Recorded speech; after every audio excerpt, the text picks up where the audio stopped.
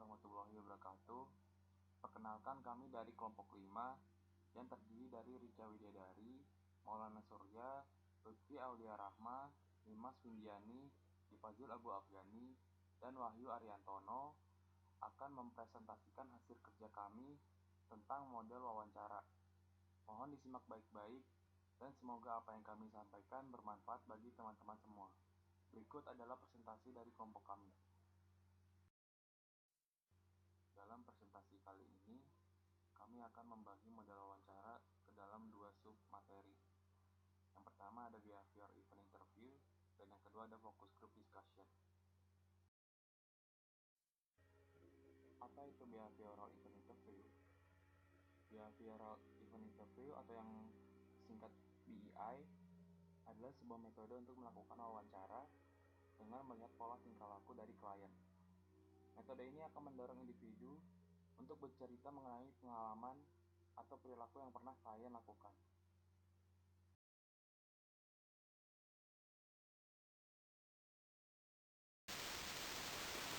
Selanjutnya ada tujuan behavior event interview, yaitu untuk mengetahui apa yang dilakukan klien terhadap berbagai situasi kritis yang mereka hadapi dan bukan apa yang mereka lakukan. B ini mengidentifikasi gambaran situasi kritis yang pernah klien alami seperti situasi dalam bekerja atau dalam tugas apa saja klien terlibat dan apa yang sedang dicapai sehingga dapat diketahui karakteristik klien tersebut.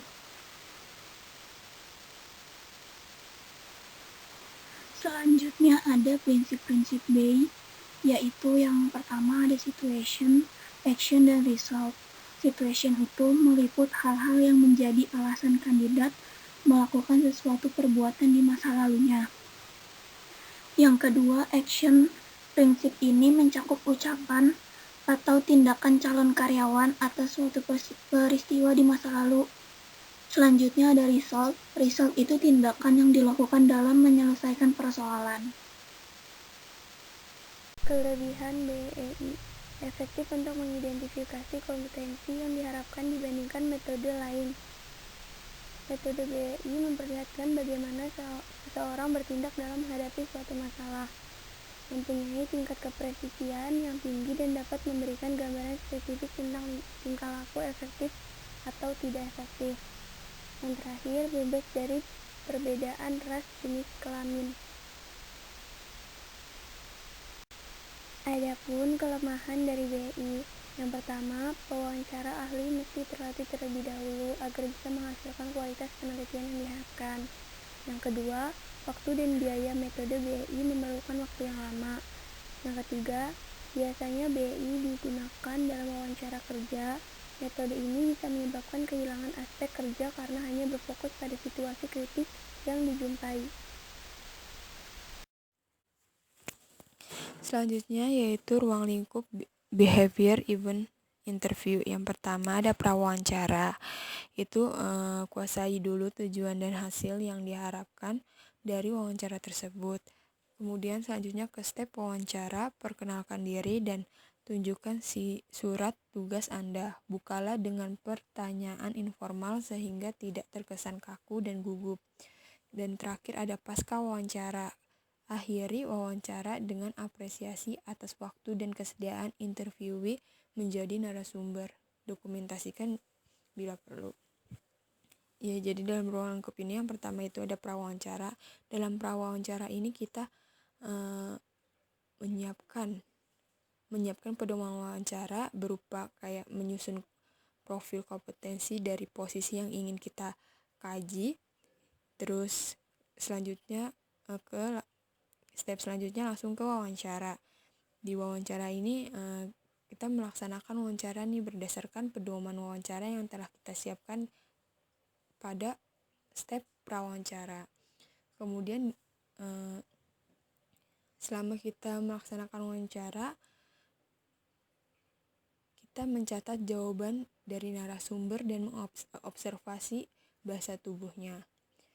Kemudian lanjut ke pasca wawancara. Dalam pasca wawancara ini kita menyusun nih catatan-catatan yang kita dapat dalam wawancara yang telah berlangsung. Terus kita mengevaluasi dan integrasi data, lalu mengambil keputusan diterima atau ditolaknya.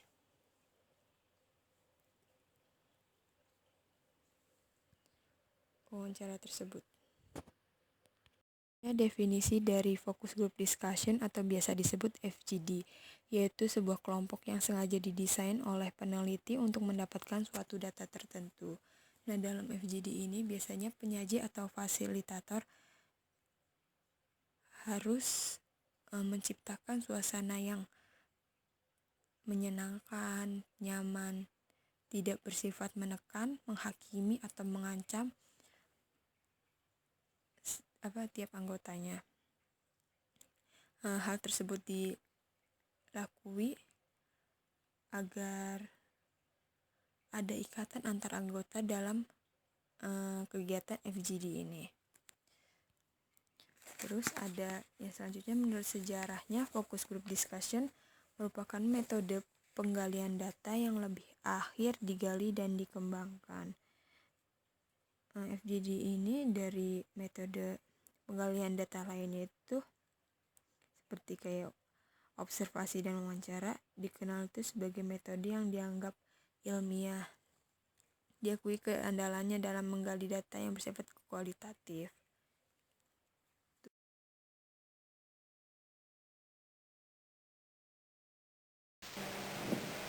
Mengapa menggunakan focus group discussion? Fasilitator fokus grup wajib menciptakan kondisi yang permisif, penuh keterbukaan dan tidak menghakimi responden fokus grup agar merasa nyaman untuk mengemukakan apapun pendapatnya tanpa takut salah atau takut dihakimi. Dalam fokus group discussion, dengan adanya posisi yang seimbang antara fasilitator dan responden, memunculkan adanya trust terhadap seluruh responden dan fasilitator. Kelebihan fokus group discussion. FGD instrumen, penggali data yang berorientasi sosial, relatif lebih rendah dalam hal biaya, memungkinkan fasilitator melakukan probing secara lebih detail, memiliki face validity yang tinggi.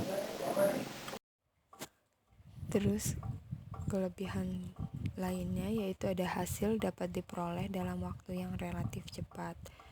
Terus lebih fleksibel dalam hal penambahan maupun pengurangan responden. Selanjutnya ada keterbatasan fokus grup. Yang pertama ada peneliti memiliki keterbatasan dalam hal kontrol terhadap responden fokus grup dibandingkan dengan wawancara individual. Nah, karena banyaknya interaksi terhadap antar responden, jadi banyak pendapat nih yang masuk, sehingga peneliti sulit untuk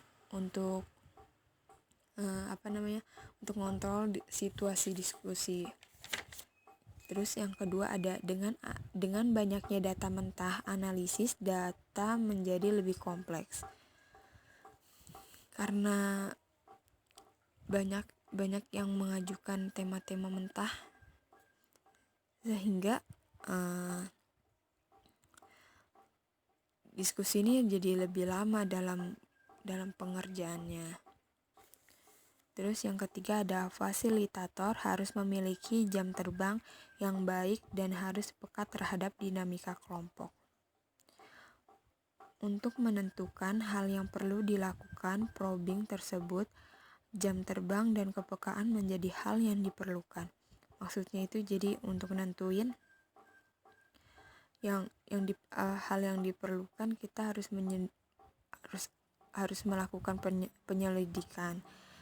Jam terbang dan kepekaan menjadi hal yang diperlukan. Jadi jam terbang itu kayak pengalaman. Jadi kita harus memiliki pengalaman dan kepekaan yang cukup ya, yang cukup. Terus dalam hal ini tuh kalau misalnya kita belum ada pengalaman, sebaiknya kita didampingi nih sama orang yang sudah berpengalaman. Karena kalau enggak takut ada penelitian yang terlewatkan gitu, info-infonya. Jadi info-info yang penting itu bisa terlewatkan. Jadi disayangin banget nih kalau misalnya kalian belum berpengalaman tapi sok tahu menyelidiki suatu kasus. Terus yang keempat ada bahasan dalam kelompok dapat menjadi diskusi yang tidak terarah dan sulit dikendalikan. Ini karena topik-topiknya yang sensitif, terus sehingga banyak tuh yang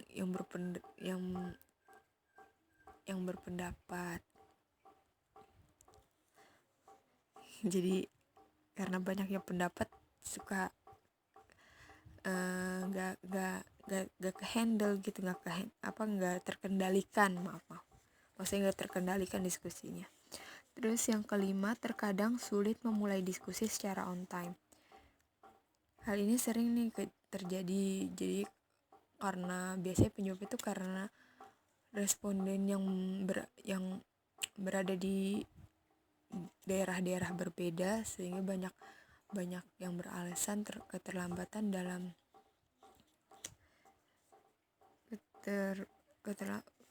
terlambat karena alasan tertentu.